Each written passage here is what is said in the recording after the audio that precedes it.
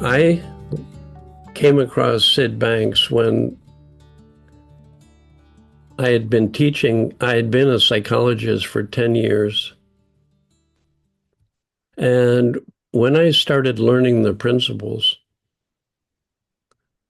my daughter was 13, going on 14. She's 50 now. And she grew up immersed in the principles. By the time she left home, she had a very deep understanding of the principles. And she's done a lot of different things in her life, but she's just started her three principles practice again now that her kids are 15 and 20, 16 and 20. And yesterday we had our first ever father-daughter webinar. And we had 70 people live on Zoom.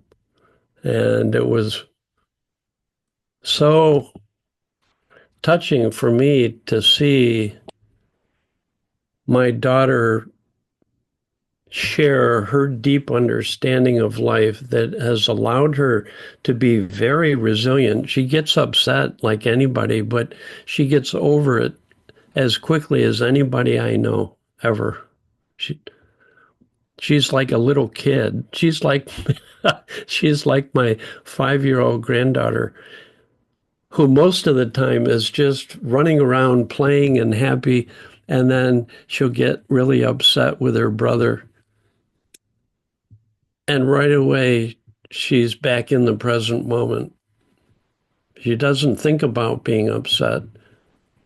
She doesn't analyze when she's upset. So she is very resilient. She gets over it quickly.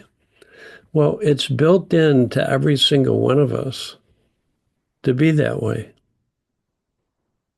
No exceptions. But isn't it interesting that most adults, when they have a problem or difficulty or feel tension or stress or upset, most adults do more thinking. And the beauty of learning about this is that as soon as you start feeling that stress, that upset, you know that the only problem is that you're holding on to some thoughts that are making you feel that way. It's the only problem any of us have psychologically. And so the feeling lets you know it's time to let go of that thinking and come back to the present moment, like my little 5-year-old granddaughter does. And then you too will be as resilient as you were when you were a little kid. Anybody can recover their natural resilience.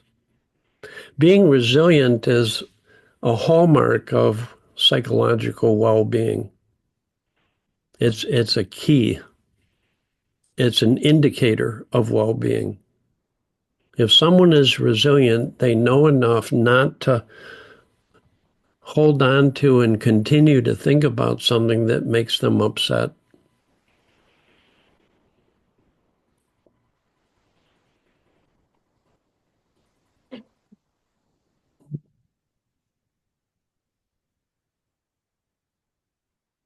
My daughter is so good at talking about it's normal to have low moods. Everybody does. Everybody. Sid Banks has low moods. Somebody asked him, Sid, do you still have low moods? He didn't understand their question. It would be like my saying, Natasha, do you still exhale? Do you still do that? Or do you only inhale now that you've caught on to this? The person asked him 3 times, "Do you still have low moods?" He had no idea what he was asking. He couldn't comprehend. And someone said, "Sid, some people think that if you become enlightened, you will no longer have low moods." And he says, "That's the most ridiculous thing I've ever heard."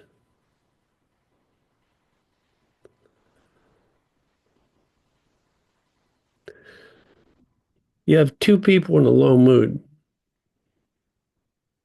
One person has understanding and one person doesn't. It's not good and bad. It's just one person has learned the nature of the mind and the other person hasn't. So when I used to have a low mood, I didn't know that it was created by my thinking. And so I would think about what I thought was making me feel this way, and I would do a lot of thinking.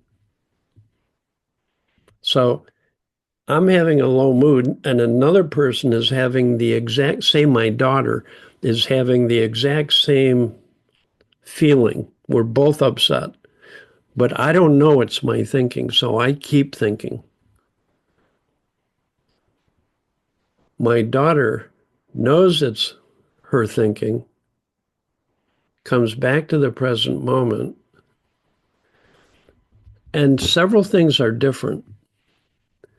By knowing that it's her thinking, she doesn't blame anybody else or anything else. She goes, "I know it's just some thoughts I'm having."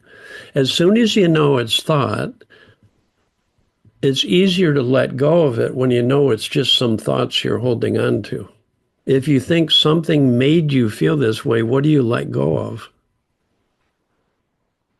Your best hope is to change what you thought caused you to feel bad.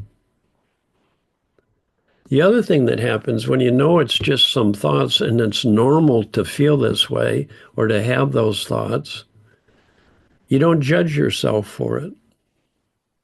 It's normal. I'm just having a low mood. It's my psychological exhale. The other thing that happens, if you know it's your thought, you don't blame anybody else for what you're feeling, or you don't blame your situation. That changes it dramatically. My wife was thrilled when I learned this because when I was in a low mood, I couldn't blame her for what I was feeling. She was very happy. She said, "Keep learning that, whatever you're learning."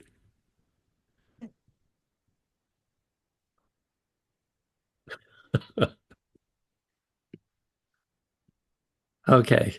And then Sid said, "And I learned an even greater secret than thought.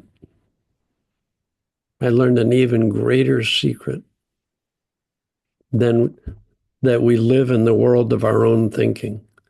That's powerful. I mean, that alone helped me be resilient and not blame life and to feel hopeful that no matter what I was feeling, I could get over it,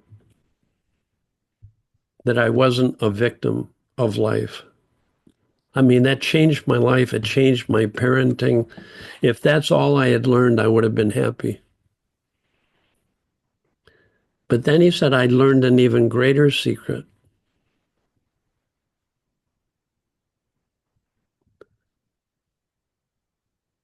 that I have free will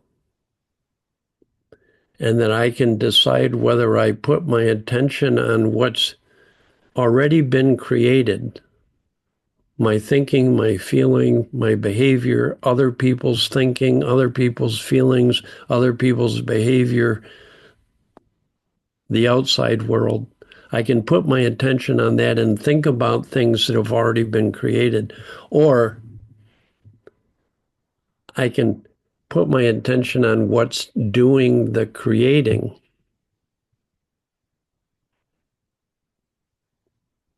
Now, let me say this a little different way. When Sid had his enlightenment experience, he realized something very, very powerful, but very simple. That he wasn't separate from life, he was part of an infinite field of energy.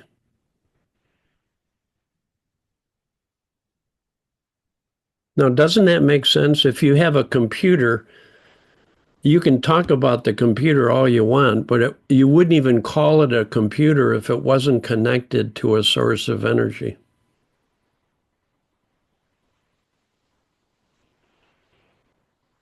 You could have an oven, but you wouldn't call it an oven if it wasn't connected to a source of energy. It wouldn't work.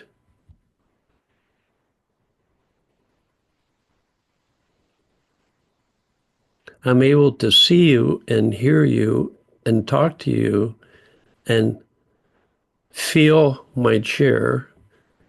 Why? Because I'm connected to a source of energy. Otherwise, I would just be a dead body and I wouldn't work.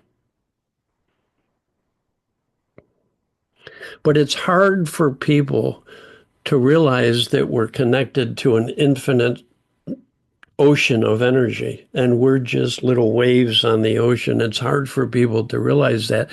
So he said it's easier to realize that at this moment you are being lived, and you can tell because you feel alive. You can feel that life energy in your body, and it's always that feeling of life energy in our bodies is always here. So Sid would say the secret to life is when you feel upset, look within. Look for the feeling. The feeling that's always here that doesn't come and go. Because you can be in a very low mood, and I can say, are you alive? And you'd stop and go, let me check. Yeah, I'm alive. What a stupid question.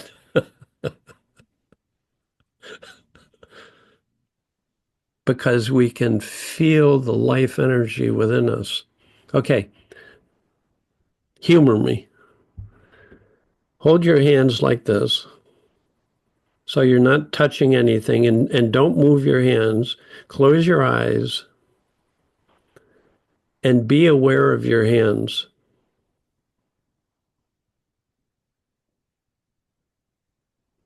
Can you feel your hands?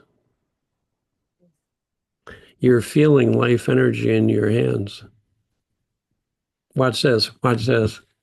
Can you feel your feet? Can you be aware of your feet? Yes. Isn't that interesting? Now, you can put your hands down. Thanks. Be aware of the energy in every part of your body, in your whole body. Just be aware of your body being alive.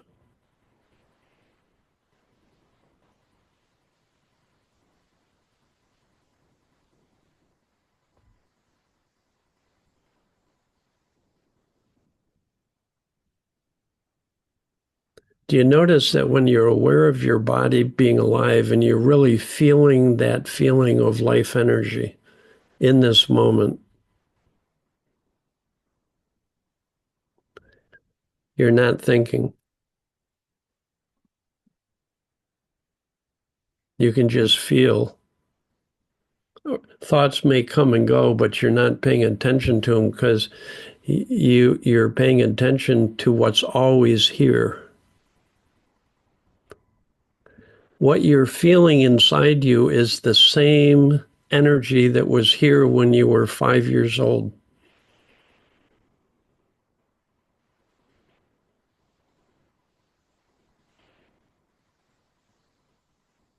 Your thoughts come and go, your feelings come and go, your behaviors come and go, but the feeling of being alive is always here.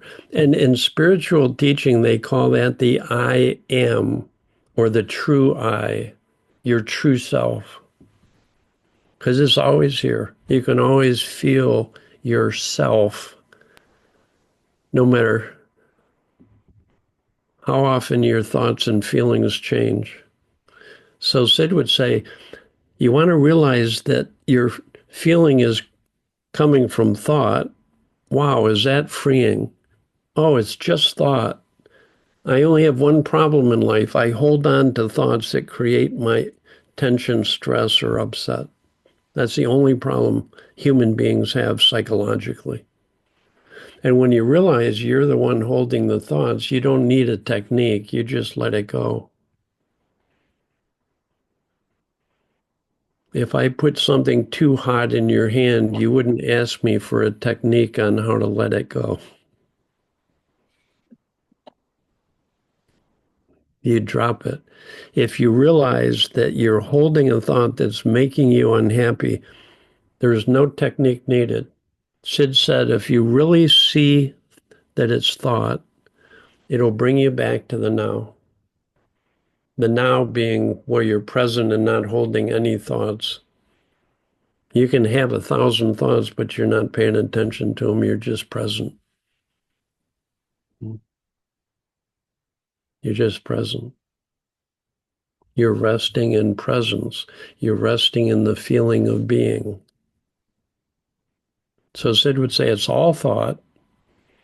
I want everybody in the world to know we live in a thought-created experience. It's all thought. From the moment you're born until you die, your experience is being created by thought.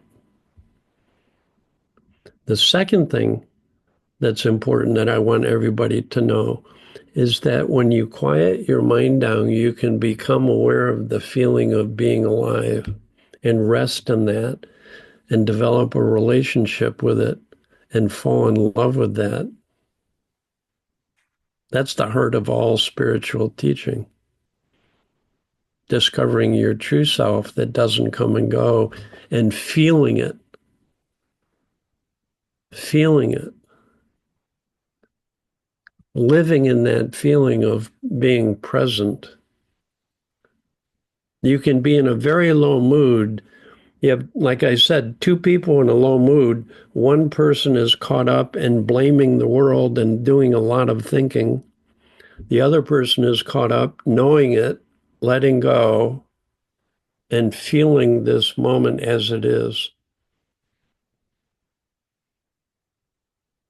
Another way of saying that is you feel before it goes through your intellect and label it. So if you're angry, you don't label it anger. It's just energy, and you can feel it in your body. And if you feel that feeling, it'll take you right out of your thinking. And if you feel any feeling without thinking, it's beautiful. It's alive. And then anger turns into courage, strength, aliveness. Insecurity turns into confidence. Fear turns into love. It's all the same feeling. One is it goes through the intellect, you label it as good or bad, and you think about it. And the other is you feel it before it goes through your intellect. So when we allow our minds to quiet down, we don't become dumb and stupid. We feel more and more alive and awake. It's a beautiful feeling. And you can tap into that anytime, anywhere, no matter what you're feeling. We're a thought away from being present and then taking our attention off our thinking and our experience and becoming aware of this energy within, this feeling within. So Sid would say, you're listening for a feeling, look for the feeling. It's all in the feeling. If you're really feeling the feeling of being, you are not in your head anymore. You've come from your head into your heart. When I feel this moment, I am no longer in fantasy land of an imaginary future which never exists and an imaginary past which never exists. When we ate breakfast this morning, it wasn't the past. In that moment, we were in the present moment. That's all there is. Time is created by concepts. You fall out of concepts, you're in the eternal now, timeless now. You fall out of thought. You fall out of all judgments about yourself and about life. Now, when we're standing free in the feeling of being, there's an intelligence built into that feeling that will guide you perfectly. It'll move your body. You won't have to think. You won't have to make decisions. You won't have to know what to do. You'll just start doing it.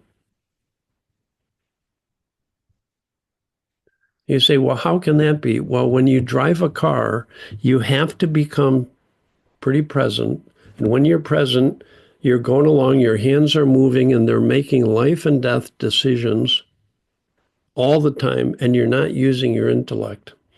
And you know when to put on the brakes, when to speed up, when to turn without thinking about it.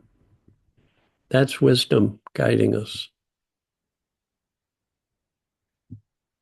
Many times when Natasha has come to visit me, we go for a walk on our beach, and there's all these big stones on the beach. And you're walking along, talking to each other, and your legs keep moving so you don't trip on the stones. That's wisdom. That's wisdom guiding you. You're in the middle of a family crisis. You're trying to figure out what to do and what to say. Wow. It's just caught up in thinking that's making you very anxious or stressed.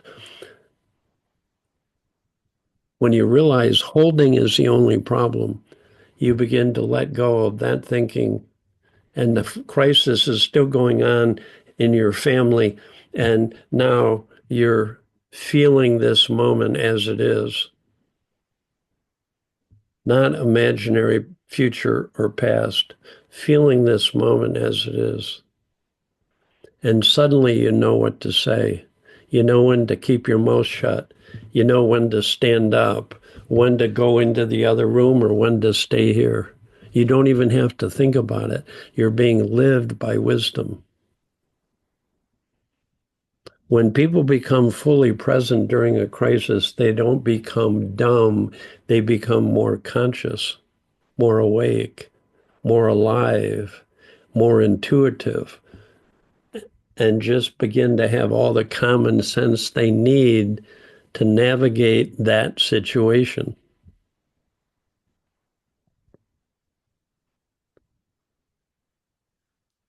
Recently, Natasha and I and a bunch of our friends did a 3-day program for people in the Ukraine, 4 hours a day. We had 400 people on Zoom.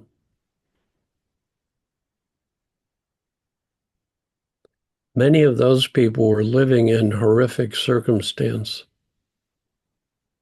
not knowing when a bomb would drop on their house. In one of the programs we did for the Ukrainians, they were calling in from bomb shelters. And yet, even in that most horrific of circumstance, they're still free thinkers and still have free will. And if you think about the horror that's happening around you, you're going to get more and more distraught, upset, suffer. But we're a thought away from being present and feeling this moment as it is. And it grounds people. That's what being grounded is. The feeling of aliveness is always here inside of you. It doesn't come and go. It's not a mood. It's not a thought content. It's not a feeling content that comes and goes. It's the experience of truth, of what's always true, what's always alive. And so people in these horrific circumstances can become present. It takes no effort to be present. It takes a lot of effort to keep thinking, to become present and to feel. And when people do that, suddenly they feel closer to other people and they can be kind. And there's no circumstance where human beings can't have compassion or be kind. It's built into us. It's our nature. It's not something we can do. It's something we are.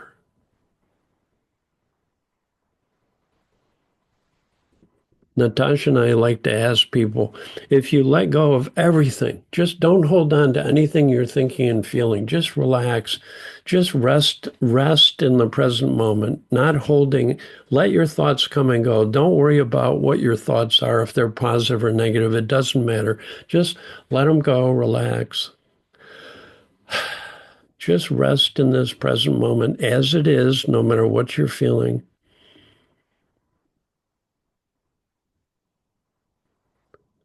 What's still here? You've let go of everything, but what's still here? And then you get words like, well, I'm being. I'm not doing. I'm just being. Because being is always here. Being is life energy. We're human beings. The human come and go. The being is always here. You're being yourself. Being yourself. Isn't it funny? You just tell someone, well, just be yourself. Not this ego self that is continually coming and going, not what you think and feel and do. The self that's always here. Be that. That's the ultimate spiritual teaching. Know thyself. Be thyself. Big S self, not little s ego. Ego is just thinking that comes and goes. One time people said, what's ego? Or ego. He said, it's everything you think. While we're thinking, we're caught up in concepts and ideas, beliefs, and they come and go. So that's not our true self. And yet we think that's who we are. We think that I am what I think and what I feel. There's something deeper than that that's always here. There's no word in any language for that, because it's the feeling of life energy flowing through you before it goes through your intellect. The feeling of now, the feeling of being present. People use the word presence. It's just, I let go of everything. There's still this presence of Dicken. This I is still here. It's always still here. My son at 9 years old, was hit by a car, thrown 44 feet. What is that, 10 meters? I don't know. Long ways. They thought he was dead. They took him to the hospital. I met him at the hospital. They had a whole team in intensive care keeping him alive. And then when he was stable, he was unconscious, but stable, they took him up to a room in the critical care unit. And my wife and I could stay in the room with him, and they had comfortable chairs so you could lean back and we could stay there with him all night. And both my wife and I knew that thinking about what had happened and getting more and more upset would not help our son. So we both let go of everything, both of us. Spontaneously, we knew, and we got quieter and quieter and quieter, and we felt nothing but pure love for our son.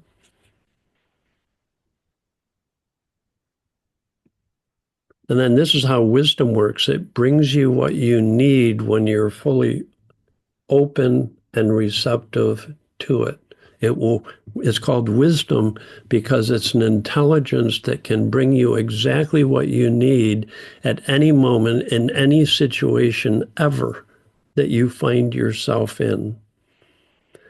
And it occurred to my wife in this quiet state to sing lullabies to our son that she sang to him when he was a baby.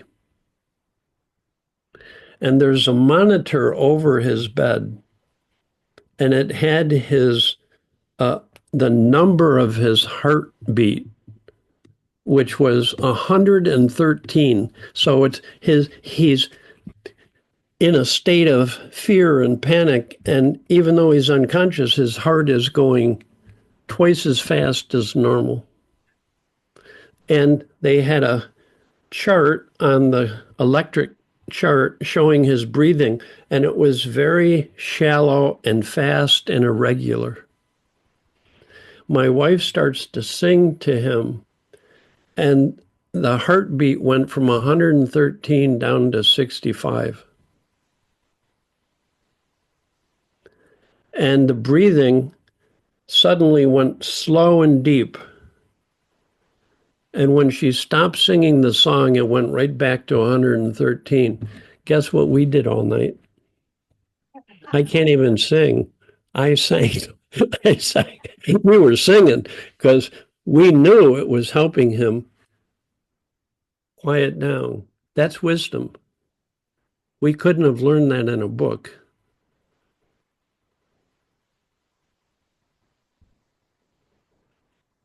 My daughter the next day is with my son, and hospital rooms can be pretty plain. And she had the idea of going home to his bedroom and getting his favorite posters and bringing them in and putting them up on the wall. And people were sending flowers, so we put all the flowers around his bed. People brought food. We put all the food under the bed. People were sending cards, so we put cards up all over the wall. It was like Neiman Marcus at Christmas time in his room. And my wife and I kept coming back to this quiet presence and bringing love to him and to the nurses that came in and the doctors.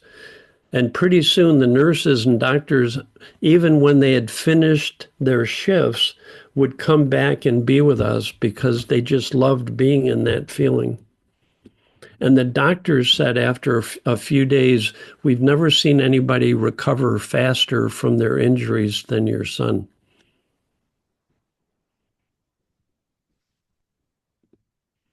And when my son finally became conscious, the very first thing he said, can I make a phone call? We said, yes, anybody you want.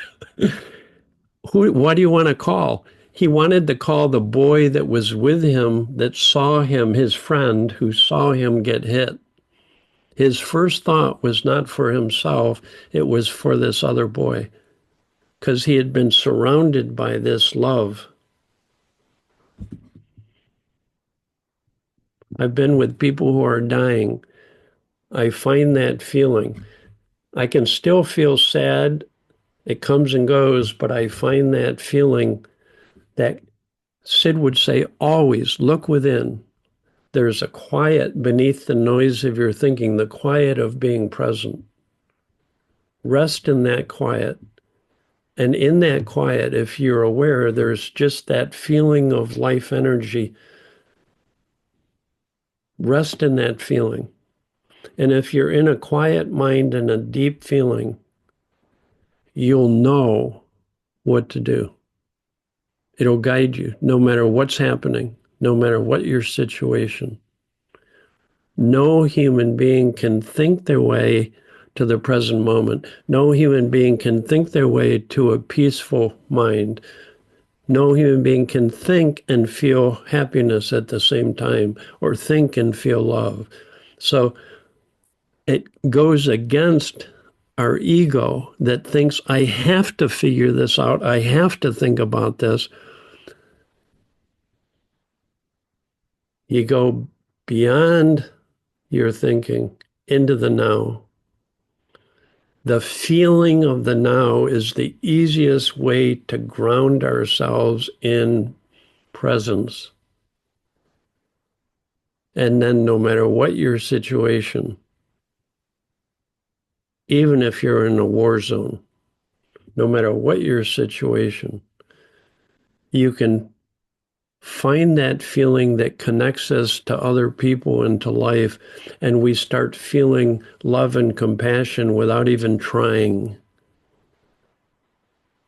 You just are able to be kind and bring that kindness to other people. And wisdom will guide you on how to do that. And there's no rule book, no recipes.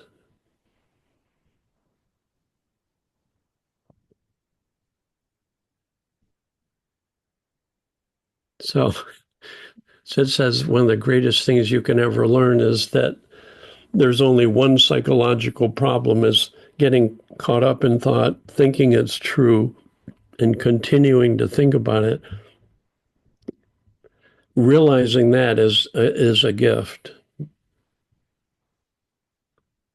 I keep seeing that deeper and deeper, even though it's been 37 years since I came across Sid Banks.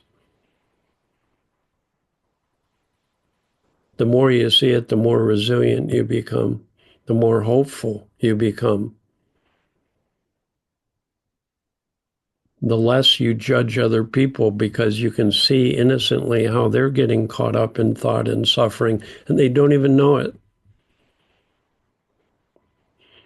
And then Sid says there's an even greater secret, that every one of us can rest in the present moment and take our awareness off of what's already been created and experience the life energy that's within.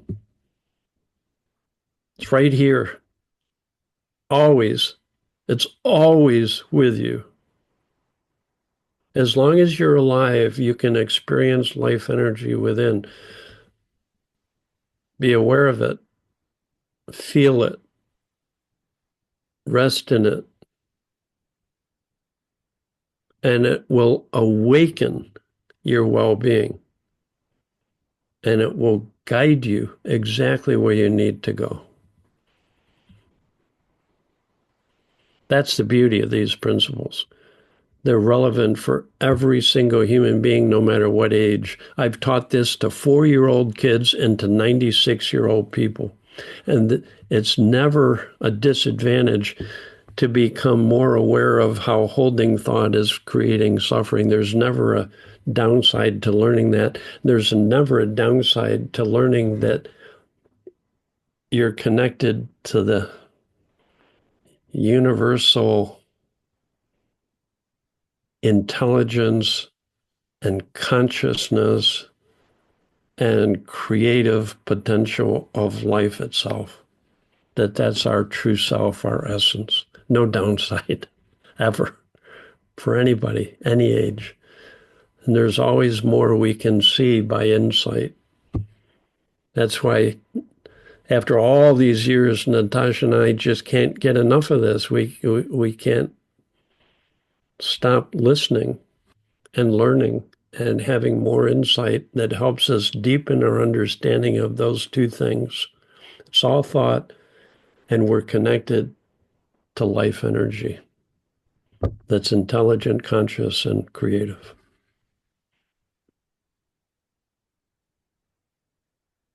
Well, I'd love to hear from you, from anyone, what you're hearing or questions, what you're feeling. Blown away. Yeah. I haven't told that story about my son in a long time. Dicken, I've never heard that story about Ben before, ever, and I've known Yeah. him 11 Yeah. years. Yeah, that's wisdom. See, it brought that particular story to my mind. I didn't think about that beforehand. It hadn't occurred to me until while I was talking to you, it popped in. That's the power of wisdom. It'll bring you what you need, no matter what you're doing or what your situation is. We just have to be open and receptive, and wisdom will come through us. But that was my wife and I beginning to understand the power of a quiet mind. Was in the hospital room with our son.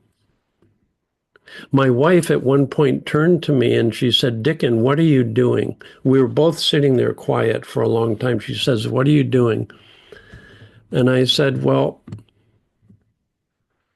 when I'm really present, it feels like I'm standing on a top of a wall and it's solid. And if I start thinking about the past, what happened to Ben, and if I think about him being hit by a car going as fast, it broke his hip, internal damage, internal bleeding, concussion. If I think about that, it was like falling off the wall into the black abyss. If I go into memory or imagination about the past, if I think about the future, I was thinking my son is going to be crippled for life. He's going to be connected to machines his whole life, or he's going to be brain dead. It was like falling off the wall the other way. But when I'm just present in this feeling right now and relaxing into it, it's totally grounded, safe. And I felt like then I could bring love to my son, which I knew that's what intuitively I knew he needed love, not fear, not anger, not upset. After 3 days, I went home to take a shower, change my clothes. I get a phone call while I'm home, and it was the young college boy that had hit my son. And he said, "I've been calling the hospital to try and find out how he is, but they wouldn't tell me." And he was crying. And he said, "And no one will tell me how he's doing because I'm not a relative." I talked to him for half an hour. And the last thing I wanted to do is to get into my head around blame and anger and upset with this kid.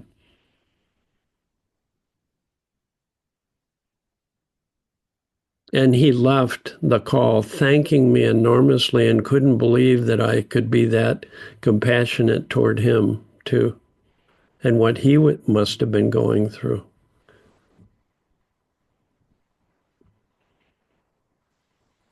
I get a call right after that. Isn't this interesting? I'm home. Right after talking with him, I get a call from his insurance company, and they wanted to know how much I would be willing to settle for, because they were sure I was going to sue him. I never did. It was the last thing on our mind. We didn't want to be thinking about any of that. We just wanted to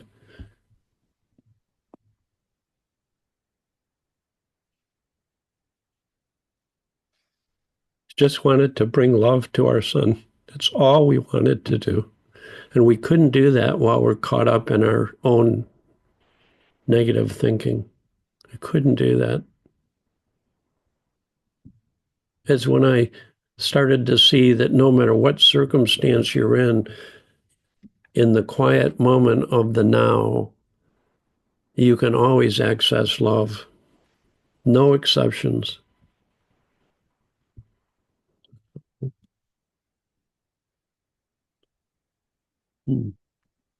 Okay. Well, who knew that it was going to go here? Thoughts, questions, comments? Thank you for sharing the beautiful story about son. And thank you for bringing that spirit in this room. It's amazing. Thank you so much. Oh, you're welcome. I don't have any questions. Thank you. Well, I love that I'm not talking about myself as much as what's true for all of us. All of us think, all of us beneath our thinking have a quiet, pure, what's Sid called pure consciousness, awareness free of concepts, just present moment awareness. And all of us are connected to this deeper intelligence. And he said, he called those pure thought, pure consciousness, pure mind are three ways of talking about the life energy within us. And he said, you know what pure consciousness, pure thought is? It's love. Because when you fall out of thought, you feel closer to people and to life. That's love. Pure consciousness, you become aware without being caught up in concepts. That's what love is. And you fall into pure mind, which is being connected to wisdom, and wisdom and love become the same thing. Wisdom moves through us because we feel a connection to the other person and compassion for them and love for them.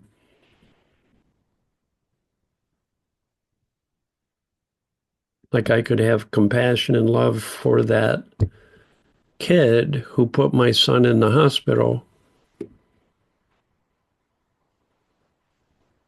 I couldn't have done that by trying to be that way. It was when we're in a quiet mind, all of us naturally are that way. We're loving and compassionate. It changed my parenting because I realized when I'm caught up in my thinking, I don't want to have important conversations with my kids or my wife.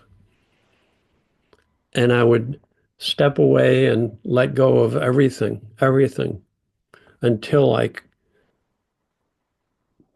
could be aware of that deeper feeling of aliveness, of well-being, the being within the well of ourself. Well-being, the feeling of aliveness is a positive force because it's the feeling that connects us to life in a positive way. It's not positive thinking, it's the feeling of aliveness before positive and negative thinking, which are byproducts of the intellect. It's before the intellect. So Sid called that our soul or our being or our self, true self. Some people call it spirit, some people call it God. God's everywhere and is within as well as without, and it's easier to connect with it within because you can feel it. They're just words, they're just metaphors, but the experience is not in the world of words. Anyone else?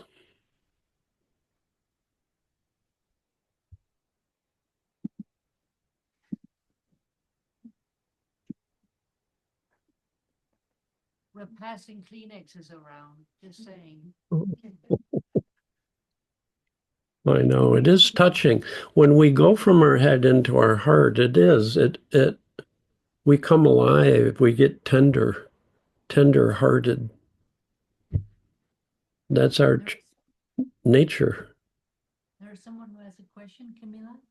Yes. Oh, hi. Hi. I also want to say thank you for sharing that story. And I actually thought, okay, all my feelings are telling me my state of like where I'm right now. What have I been thinking? That's telling me my feelings, right? It's coming from my feelings. But right now I just feel touched by your story. And I don't think anything. So Yes. Spirit, or like you just said, because I get curious, because what's coming first, sometimes it's hard for me to understand that. And right now I just feel touched, but I haven't thought anything actually. Yes, I know. Well, sometimes I think of it as like we all have moods, right? And those are based on whether we're having positive or negative thoughts. They're thoughts that are coming through our intellect. and they go up and down. But when we go beyond our positive and negative thinking, there's the feeling of life itself. It's the most primary feeling out of which all of our positive and negative feelings come. But the paradox is that the feeling of being itself is experienced as a positive feeling by people. It's not created by concepts. It's pure feeling. It's, say you have a water hose, like a garden hose, and you're watering the garden. The water is flowing through the physical form. We're a physical form, and energy can flow through us or it can get blocked. When we hold thought, it's like bending the hose, and then the water pressure builds up because it can't flow. And so when we feel this, when we become present, we let go of holding, and the water flows. The life energy flows through us. And when energy flows, it feels good. When energy is held and contracted, it doesn't feel good. It's uncomfortable. So some people say we only have two feelings, fear and love. We're holding or we're surrendered, open, alive, full of life energy, uplifting life energy. Sid says there's no word in any language for that feeling because it's before it gets labeled by the intellect. That's what you're looking for.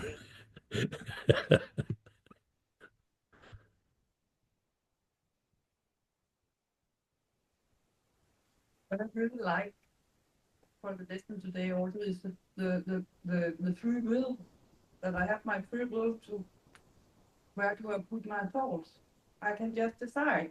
I put them there, where I can get rid of them instead of going with the sword where I caught up in my sword. The free will is so, my soul is dancing. Natasha, help me out. I couldn't hear that. It's too far away, and She's I saying couldn't. that she's loving the free will part, that she can put her attention to the thought that's holding or to the surrender, so she can use her free will to choose that. Yeah. And she said that's very hopeful. Or Yeah, my soul is dancing. her soul is dancing. Oh. This Sid sometimes would say, when you fall out of your thought and you're in that feeling, you are being nourished by your soul. Sometimes I call that space within us our drop-in center. And it's open 24/7. It's like a community center, the common unity center. Being centered, we drop into this feeling center, and or some people call it the heart. So this community center is open 24/7. There's no bouncer at the door. There's no admission fee. And when you drop into this center and are in this center, you dance and sing and come alive and feel love. You are given nourishments in this center that are free. It's unconditional. And it's within everyone. That's the secret, is we've been looking for our happiness outside of ourselves our whole lives, and to discover it's always been here within us. And all we have to do is drop in. It's all we have to do.